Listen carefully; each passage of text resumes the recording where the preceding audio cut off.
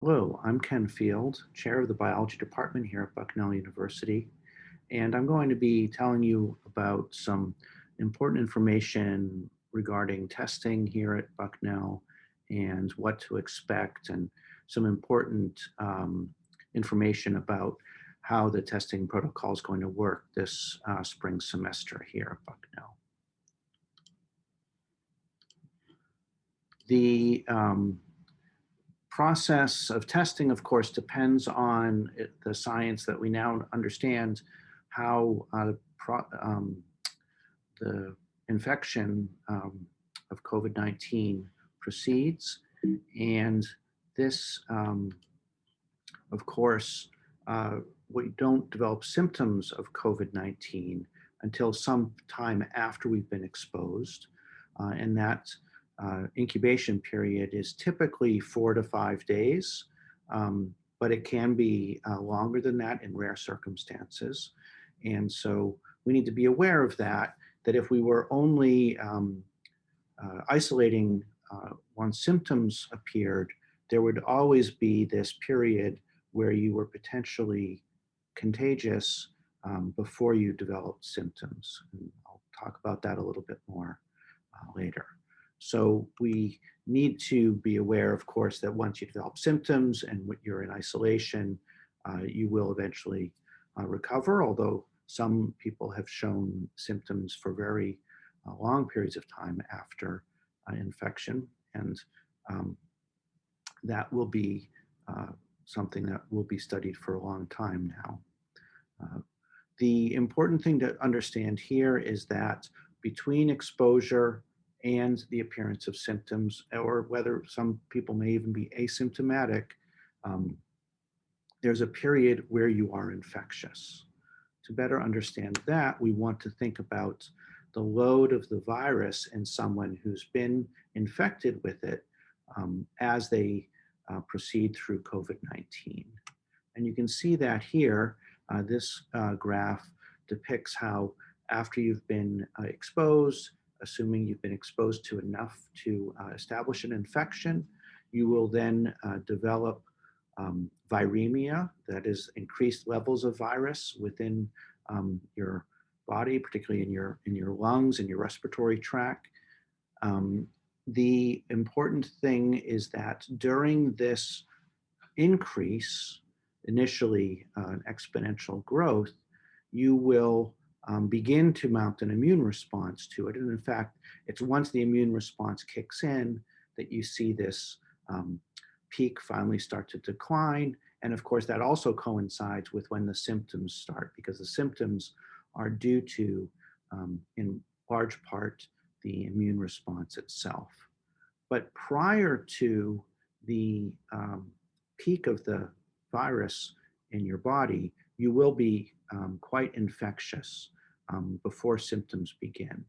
And so during that period, when the virus has been increasing for quite a while, but before you show symptoms, you will become infectious. And this is a very dangerous window, and what we're trying to make sure that we detect by using very sensitive PCR tests. And you can see that this graph also depicts how the PCR test can detect a lower level of virus than some of the more rapid tests that are available, like an antigen test that's detecting the virus itself. And this is why Bucknell has stuck with this PCR test. It's the gold standard for SARS-CoV-2 detection. The PCR test, importantly, can detect individuals before they become infectious. So there's a lag between when you're exposed and when the PCR test will come back positive, but there's also a lag between when the PCR test is sensitive enough to detect it and when you're becoming infectious. So if you have a PCR test that's negative, you know that either you're not infected with the virus or you're in this window between exposure and when the PCR test would be positive. I want to emphasize that there's still a window between when you can be exposed and when the PCR test would turn up positive. And that's a very dangerous window, because you could have the confidence that you're not have been exposed, but yet you may still go on to develop symptoms later. And many of us have heard of people who tested negative, and then a few days, several days later, they develop symptoms, and then they go and they get a test, and that test is positive. And that's probably what happened there. Importantly, the timeline that we're going to be under here at the beginning of the semester, where everyone had 2 tests prior to arrival, but the second one of those tests was probably more than a week ago now before arrival, and on average will be about 10 days before you arrive here at Bucknell. So that test, although it's important to establish that you didn't have an infection then, doesn't actually guarantee that you haven't been exposed to SARS-CoV-2 in the meantime. And in particular, during your travel here, depending on how you travel, there might be additional exposure risk. And that's the reason why Pennsylvania's adopted isolation guidelines, quarantining once you arrive here in Pennsylvania. And so when you do arrive, if you're arriving from out of state, you'll get another PCR test the day that you get here. And that will be important to establish whether or not you had been exposed during that window when it would have been possible to detect. And then you will be able to be released from quarantine once you have that negative test. That, though, still is no guarantee that you didn't get exposed during your travels here, because there's that 3 to 4 day window between when you are exposed and when you will test positive. And so really, it's going to be very important for everyone here at Bucknell during the first 2 weeks of the semester to isolate as much as possible. You'll be able to come get your meals and participate in classes, but you will not want to unnecessarily socialize or gather in groups. Particularly, this is important as we go forward because we'll always have this window.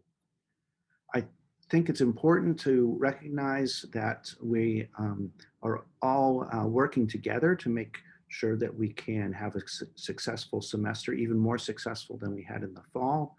An important part of that is to make sure that we minimize the spread of the virus on campus. This is particularly important now that several more contagious variants of the virus have been detected.